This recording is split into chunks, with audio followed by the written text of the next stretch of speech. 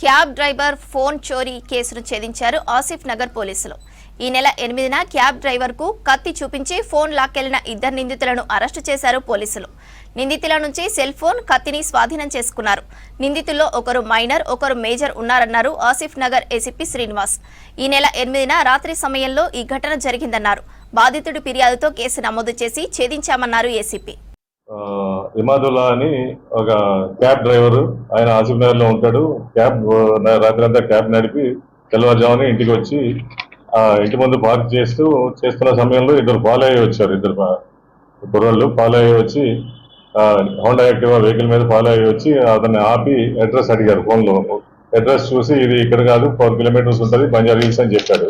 చెప్పి వెనక తిరుగుతున్న టైంలో ఒక గట్టిగా పట్టుకొని ఫోన్ గింజుకోవడానికి ట్రై చేస్తే ఈయన రెసిస్ట్ చేశాడు. ఈయన బలంగా ఉంటాడు, కొంచెం రెసిస్ట్ చేసేటప్పటికి రెండో వాడు కూరగాయలు కట్టి ఒకటి ఉంటే అది చూపించి భయపెట్టి ఆ ఫోన్ తీసుకుని పారిపోయారు ఇద్దరు బండి మీద.